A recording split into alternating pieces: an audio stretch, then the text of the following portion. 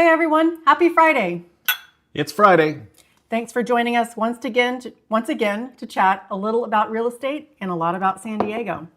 And today we're also going to be sharing some hidden spots around San Diego, so you'll definitely want to stick around for that. Yes, we'll see if we can get through a show without our stream dying.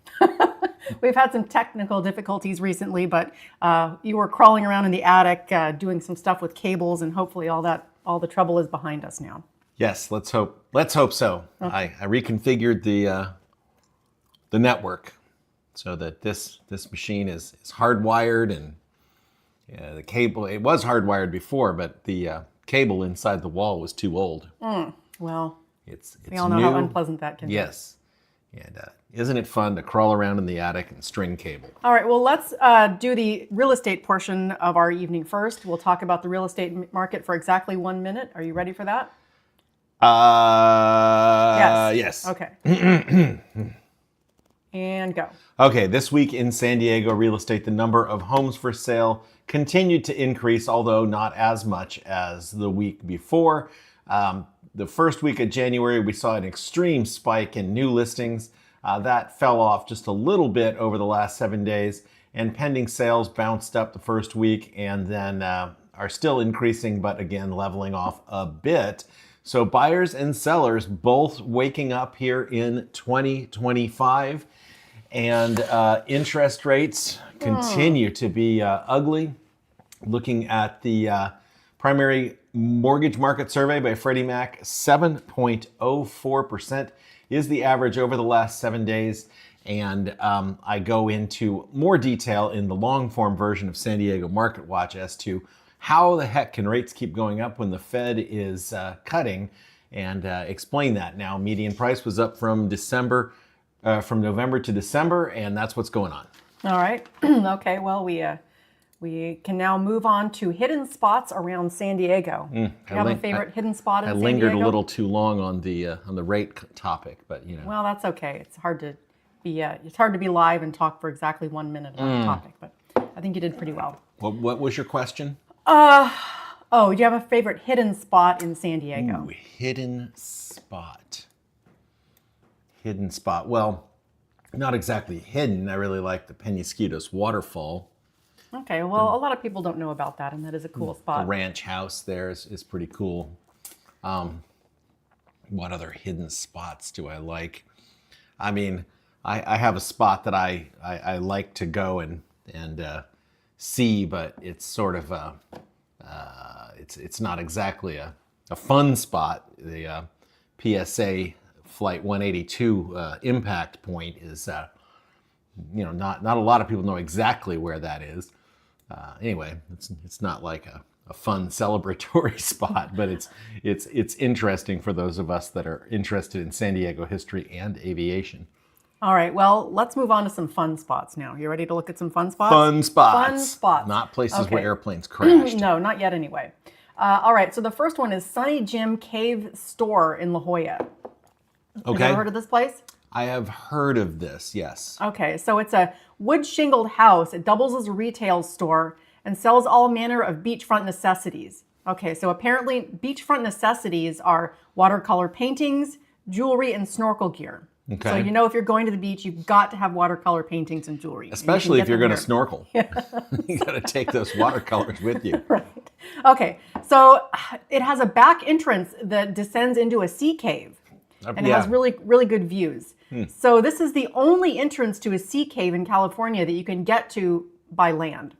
It's got a narrow and dim tunnel. So let's see, a German painter and engineer, mining engineer, he hired some people to start digging this in 1902.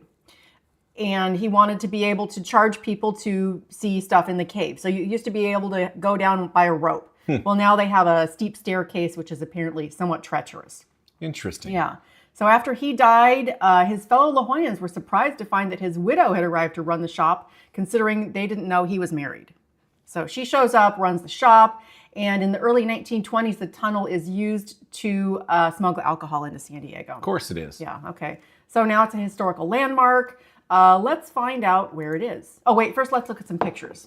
Sorry, I got ahead of myself. Here's the sea cave. The entrance. Oh, that does look like a treacherous stairway. A little bit. Watch your step. I suppose we ought to go check this out. Yeah, well, there's most of these places we should go check out. Mm-hmm. Anyway, okay, where is it? It is, that's a good question. Where is it? I had it marked here before. Boomer Beach. Have you ever heard of Boomer Beach? No. I didn't even know that was there, and I guess it's a beach you can go to if you're a boomer. We're not quite there. We're not quite boomer status, but sorry folks. Here we go. Okay. 1325 Coast Boulevard. Right there. Yeah. Looks like there's a trail nearby. So you can go here to the store. There it is, the cave store. And let's check out some pictures inside of this sea cave. Goldfish Point, I like that name. Google Earth has pictures inside the cave? Well, yeah, people, upload the pictures. Oh, this seems to be on top. Yes, exactly. Oh, but maybe not. Well, there's the trail. This is not going the way I planned. Anyway, you could look for yourself at pictures of the sea cave, or go check it out for yourself this weekend. Go. You could go right now. Right now. The store is probably closed Yeah, now. go check it out this weekend. All right, let's go to the next one, which is a very tiny tiki room. The tiniest tiki room, in fact, in all of San Diego. Once again, I can't believe I've not heard of this. Yeah, it's called Ballyhito, and it is located on the front porch of a local storefront. I love tiki rooms. Well, who wouldn't love a tiki room? Right. Reminds me of Disneyland when I was a little kid. The tiki, there was a tiki thing. The haunted tiki room? No, it's not haunted. Maybe it was haunted. Oh, I don't remember. There was like a little show, and they did a little song. It had birds and stuff? Yeah. Maybe it wasn't haunted, but there was. I think the haunted house is what you're thinking of. Mashing up the haunted house in the tiki room. I don't know if it's. I don't know if the tiki thing is still there at Disneyland. I don't either. If you've been to Disneyland recently, let us know if the tiki room is still there. Okay, little hideaway, seats 2 people. Plant life, waterfall, and lots of tikis. Oh, and hanging pufferfish as well. It's in Warshaw's Provisions Corner Shop, and they have mid-century fireplaces and also an art gallery. South Park. South Park? South Park. Did I say? No, yeah. I did. I said. Okay, well, here it is on a map right here. Can we see the Google Earth? Maybe. You have a little. I know. I have like a cat hair or something. I can't. I got it. Oh, I got it. It still feels like it's tickling me. Well. All right. Okay, let's check it out.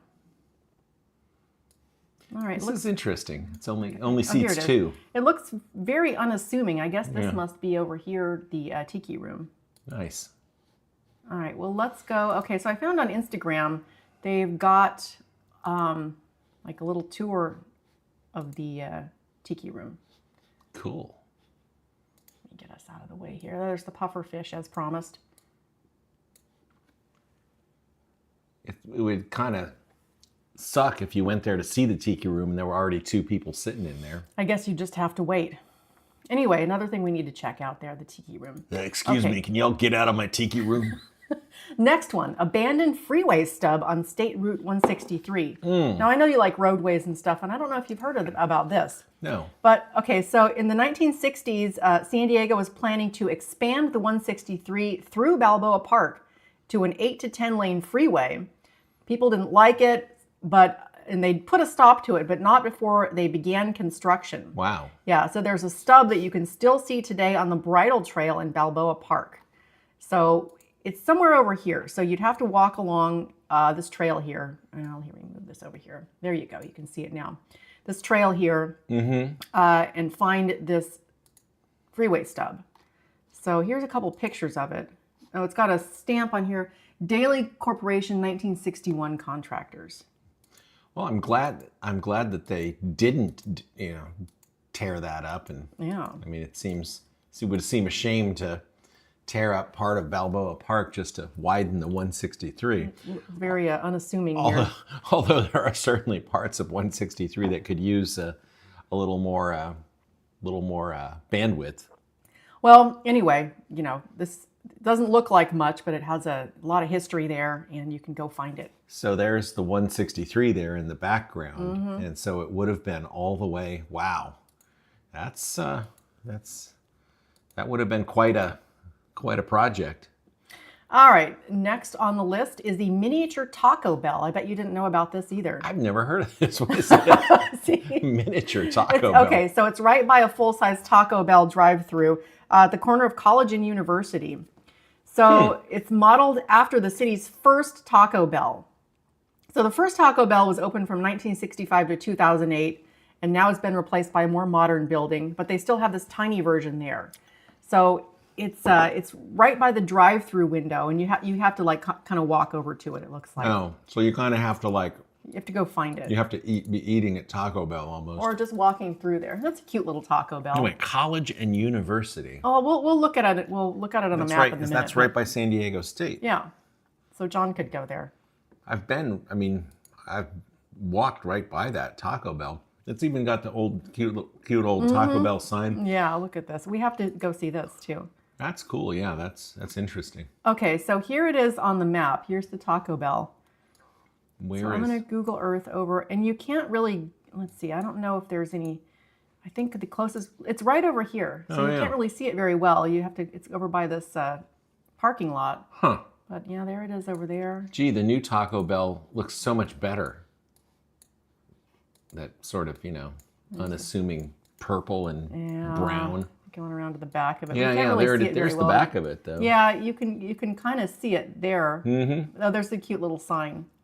That's neat. Yeah, so that's another thing we should go see. I wonder if there's. Let me see if there's any. If anybody's put a. We should get Mexican food at what's the place that all the college kids like?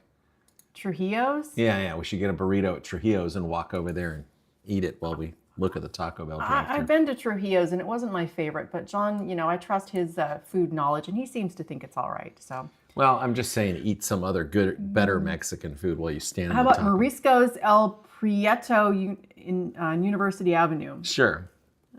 I probably pronounced that wrong, and I'm sorry. Mariscos El Prieto. Well, let's see what they've got going on. Oh wow, they've got 4.5 stars. So. Oh, it's a truck. Oh, it's a food truck. Okay.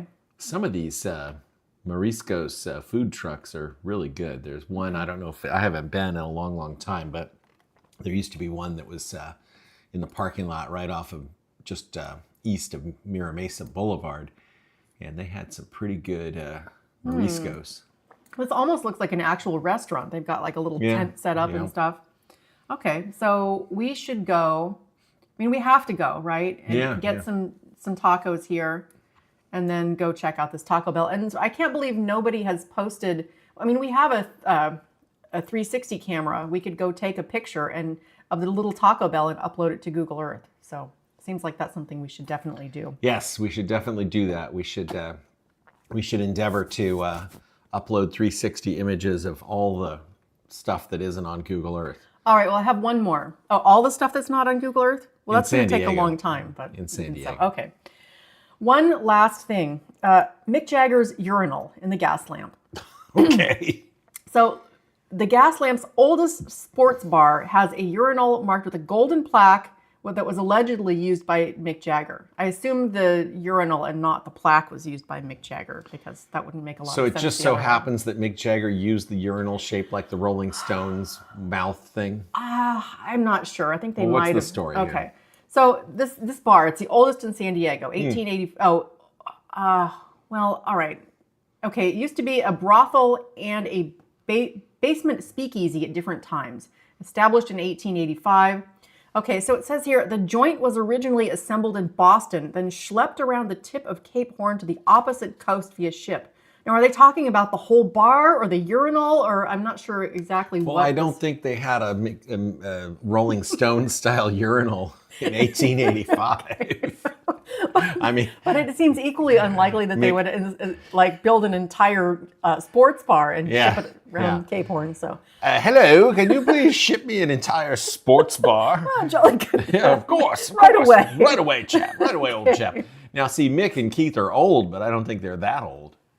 All right. Well, yeah, maybe. I don't know. Anyway, okay. So it says that Mick Jagger used the urinal at the time of the concert at Petco Park, 11/11/2005. Okay. So I'm not sure exactly what all the facts are in this case, but you could go check it out. Sounds like Yes. anyone could go check it out because it's a gender-neutral restroom. Okay. So I found the website of this bar. How have we never been here? I don't know. Serving you since 1881, and we haven't even been one time. Jeez. Well, let's check out the drinks. Maybe they have something really cool that we've never heard of before. Stout. That's it? That's what they got. That's it. You can have stout. Okay. Our drinks. Okay. So they have a rather. This is the drink you can have. Yes, you can have stout. Okay. There's nowhere else to click or anything. I think that's it. All right. Okay. Well, it's a bar, so I guess they're not really concerned too much about their web presence. Still excellent on the stream health. Yeah. Are we doing the low latency and everything? Yeah. Your cable seems to be holding up so far. Nice. Okay, so we've all obviously got our 3-day weekends very full of checking out all these spots and taking pictures to upload to Google Earth. But if you have extra time, there's an event at the Kearney Mesa Library, and we've been preparing for this our whole lives. It's a fix-it clinic. You're supposed to bring your broken, non-functional things such as electronics, appliances, computers, toys, bicycles, clothes, etc. For assessment, disassembly, and possible repair. Now we've got we'll go up in the attic in the garage, and we could keep these folks busy for years with all the old shit we have that doesn't work. I probably shouldn't have said that. Yeah, that's okay. I could probably help fix some of this stuff. Yeah, you could work there, and anyway. I'll bring my multimeter and my oscilloscope and my signal generator, and we'll fix some electronics. I could bring my glue gun and my zipper repair kit and some other stuff, and I could fix some stuff too. We like fixing stuff. Yes, we'll all fix stuff. All right. Anyway, January 18th, 12 p.m. to 3 p.m. I hate throwing stuff away. I like fixing it if I can. Well, we have a lot of stuff that could use fixing, so we'll think when maybe we'll go. When I was just a little guy, I used to whatever I had, my transistor radio, my walkie-talkies, whatever it was, I would take it apart. and sometimes when I put it back together, it wouldn't work again. So that's where I started to learn how to fix things. My grandfather was a fixing guy. He liked to fix stuff, and I used to hang out and watch him fix stuff. So. Well, it could all culminate on January 18th at the Fix-It Clinic in Sarah Mesa. Culmination, my entire life's work. It's all coming together. At 54 years of age, it's all going to come together for me this weekend. Tomorrow in Kearney Mesa. Okay, something else. Let's go to, so an iconic pickleball venue is threatened by potential shutdown. Oh. Now, I didn't even know, it's a nationally renowned pickleball hub. I didn't even know about this, but it's in Encinitas. Now, these folks, the Dawsons, bought this place in, when did they buy it? It was a while ago. They've had it for 15 years. It originally was a tennis thing, and now it's pickleball. And it sounds like developers don't like it because, guess why they don't like it? Because they want to build a tall apartment building on it. And the pickleball is too noisy. Oh. That's the common complaint That about is the pickleball. very common complaint about pickleball. I remember a couple of years ago when some of our good longtime clients were looking for a house. We wrote an offer on a house, and then it was disclosed to us that the neighbors like to play pickleball at all hours, and they were in a huge dispute with the HOA over the pickleball. It was a fairly large property. They had their own pickleball court, and the reason for the issue was the noise of the pickleball. And I speak of pickleball with disdain for no particular reason. Have you ever played pickleball? No. Maybe you really like it. I know, and so I shouldn't be disdainful of pickleball, but it did ruin that one deal. So you still have a little shred of bitterness about pickleball. I need to let that go. I need to release that. Okay. Wait, give me a second. Oh, okay, all right. There we go. Okay, I hope that's all you released there. Oh, wait. Jeez. Clean up on aisle 2. All right, let's move on. Anyway, this guy, Mr. Dawson, says that he has lots of potential solutions, such as I can cover courts and make them indoor. I can mandate quiet paddles. I will make one and only allow mine. I have alternative ways to do open play. So anyway, he's got lots of ideas. Quiet paddle. So interesting. I don't know what what the development is, but this is a Google Earth pic from, it looks like, it says, 2025. All right, they allege that it's recent. I guess they're probably trying to build something over here. I don't know. Oh, every bare piece of ground we gotta put apartments on. Well, there's a big bare piece right there, and I'm guessing they're probably trying to build something right here. Oh, probably. Yeah, you could fit, 40 units right there. God forbid there's a vacant lot. All right, well, I'm switching my stance, and I am now pro pickleball. I am an avid defender of the pickleball. We must save all of the pickleball courts. Screw all of this building. Save the pickleball. Yes. Okay. So the railways. We like the railways. We like. Oh, I read this. Yeah. This is awesome. So more passenger trains are being added between two Southern California cities. So this whole, I don't know, have you ever heard of the Lausanne Rail Corridor? Have you heard it being referred to that? Yeah, that's what they call it. So I guess I never paid attention to that particular name before, but we're very familiar with this railway between San Diego and San Luis Obispo, with the big hub in LA and lots of stops in between. There will now be 3 more opportunities every day for you to stand on the platform at Solana Beach and wait for a train that never comes. So they're adding 3 new daily round trips, more trains. So the first thing I thought of when I saw this was, they're always getting shut down because the tracks are out, or there's a problem on the tracks. So are we going to address that too, or just try and cram more trains onto the tracks? Well, the main problem with this route is the part where there's the big retaining walls, I believe around San Clemente, where the earth keeps moving. It's a beautiful route. Unfortunately, Mother Nature keeps trying to reclaim the tracks, and I made that comment because last time I bought a ticket to ride the train up to Los Angeles I was gonna ride up there for the David Gilmour concert. I stood on that platform for as long as I could, and the train never came. And finally, I just had to get in my car and drive up to Hollywood. Because the train never came, and I did get my money back. But that's the thing with train travel. You really have to be ready to pivot. I love that Pacific Surfliner route, but it is kind of like if you book a ticket, you might not be able to get to ride the train because you never know what's going to happen. Most of the time it works out. It's just every once in a while it does not. And the Pacific Surfliner, the Camp Pendleton portion of the route is absolutely beautiful. But even more beautiful is once you get north and then you take that part across Vandenberg Air Force Base, way up north there in I believe that's the Space Force Base now. Is that right?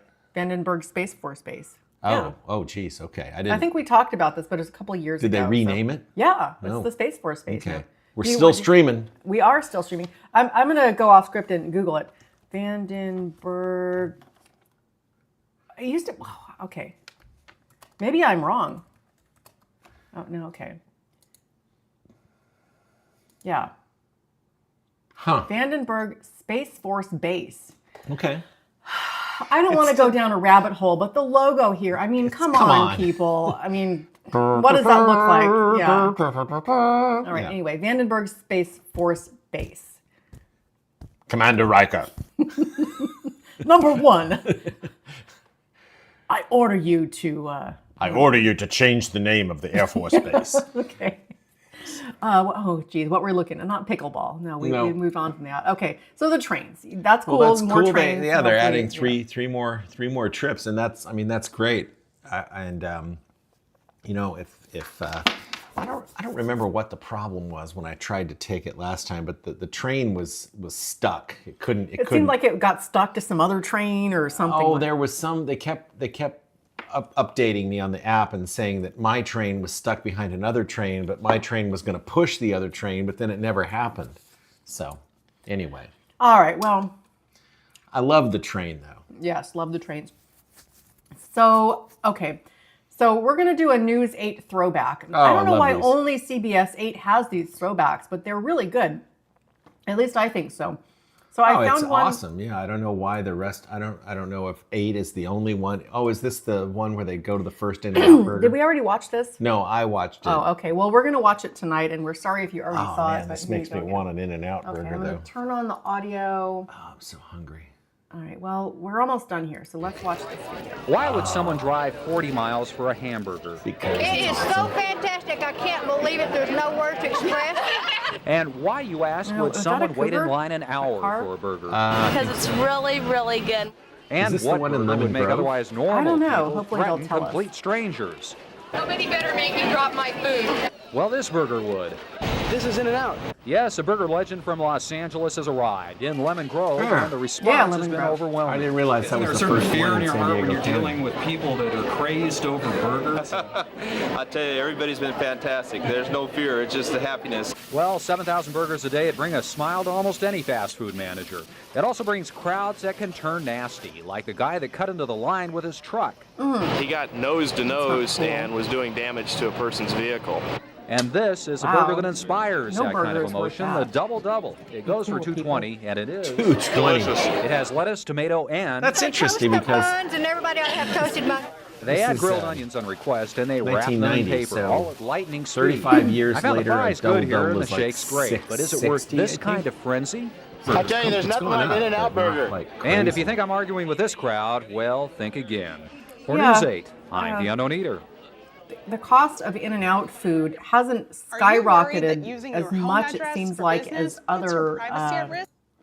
Well, they run a Other tight foods. they run a tight ship. They do one thing, and they don't deviate from it. Also, though, like they run a really clean ship too. Yes. I've noticed. So I started looking at a restaurant. The health department does inspections and they post them online, and I didn't realize this until recently. So I've been looking. Do you I was have kinda- that site? You can show the folks where to look. I would have to fumble around and I could find it, but maybe next week we'll do that. Yeah. Anyway, I was looking at restaurants we often eat at and surprised that, some of the inspection reports are not great. But In-N-Out is like super clean. They are really rocking the health department inspections. So They're either doing really, really good or they're paying off the health inspectors. But no, I think In-N-Out is. I've never had a problem eating at In-N-Out as far as thinking it was unclean or no. stomach ache or anything like that. All right, one more thing. So we're going to go to India now. Ah, damn! We're- I don't want to make dinner now. I want In-N-Out. Okay, well, we have one more thing. All right. So this guy. Can I go to has- In-N-Out? No. Okay. This guy has earned a world record for stopping 57 electric fans in 1 minute using his tongue. Ow. All right. Kranthi Kumar. Kranthi. Yeah. He's also, his nickname is Drill Man. So let's Okay. see him. Oh, those aren't even spinning. That Hang much. on, I'm gonna. Okay, here we go.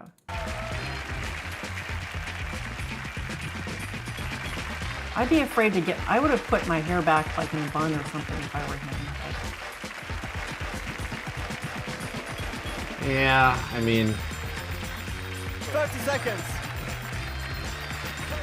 If only he had made it to 60, that would have been a nice even number. So I guess 57 is pretty good. Girare, esatto, può continuare tornando indietro. This was on some sort of Italian show. So I guess this some is of those what- fans aren't stopping all the way, but 10 yeah, seconds that's left. okay. I'm not sure. I don't know what the difference 5, between this and just walking by and sticking your finger in 2, it. Well, I guess your tongue is more dramatic. We've got a slow-mo on this one. All right, well, I guess we're gonna watch it all back in slow motion. Have we seen enough? He stops the fan with his tongue. He seems to really enjoy it too. I'm not Yeah. sure how I feel about that. So this guy has some other world records too, and I don't want to see the videos of this. He also has titles including the most nails inserted into the nose with a hammer in 1 minute. Oh, no, thank you. No way. And the heaviest vehicle pulled by a swallowed sword. 4,285.78 pounds. Again, no thank you. Ugh, okay. All right. Yeah, I'll go for the fan stopping tongue thing. All right, I'm going to have to take a minute to recover from that. Yeah. But that chat was really jumping off tonight. Oh, yeah, we had all kinds of people in there. Maybe we need It's to. hard to keep track. We need to hire someone to manage the chat. All right. Maybe we need to stream live like from the miniature Taco Bell. Okay. Well, maybe next weekend we'll have to get. I don't know. I think. I mean, people watch after the fact a lot here, but I think in order to get like random live randos to watch your live stream, you got to be like somewhere interesting. Well, we used to have more engagement when we were live on Facebook, and now we just repost it on Facebook. And our friends from Facebook that used to watch and engage, I think they're not on YouTube, or I don't know, but maybe it's our fault because we switched over. But well, I think it's part of a longer term strategy. Okay, what's the strategy? To get more viewers. I mean, people watch our real estate videos. We have 500, 600, 700 views. So step 1, stream on YouTube. Step 3, get more viewers. We just need to figure out step 2. Step 1, go live on YouTube. Step 3, get more viewers. Step 1. Step 2. Oh, what happened to step 2? Yeah. Well, all right. We'll work on it. I mean, if you did watch, thank you. Thank you so much. Of course. Light Iced Coffee, shout out. Grown Up Gaming, shout out.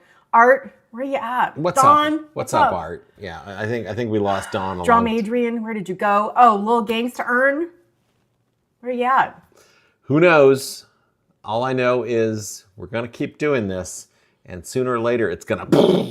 It's gonna blow up. 10,000 subs by the end of 2025. Oh my, okay, all right. Well, you mentioned that you were hungry. I'm getting pretty hungry too. Yeah. So I'm going to cut this off and repost it on Facebook so that our old friends can see it. Yeah. They might not comment, but that's okay. And our stream streamed the whole time with no interruption. Yeah, we didn't have any trouble. No locking up. Okay, that's good. Well, so I'm going to declare that problem solved. One less thing to worry about. Turns out you just have to run some new cable. We had the cable modem right under this desk, and it was connected to a 35-year-old coaxial cable, which, those cables weren't designed to carry lots of data. So I ran a Cat 6, for those of you who are interested, from right here up through the wall into the attic to the cable modem, which is now in the attic, that is hooked to the Wi-Fi router, which is then hooked to TP-Link for 5-port switch. So now I can string Cat 6 cable to other rooms in the house. Well, that's exciting, and it seems to be improving our lives in a variety of ways, so Yes. Very good. All right, and now we will leave you to plan how you're going, in what order you're going to go see the hidden San Diego spots. Are you going to go to the Tiki Room, the Sea Cave, Mick Jagger's Urinal? We don't know, but tell us about it in the comments. And you've got a 3-day weekend to work it out. Happy Yes. MLK Day, everyone. Just when you thought the holidays was over, another one comes along. All right, everybody. Thanks for joining us. Hope you have a wonderful weekend, and we'll see you next time. See you later.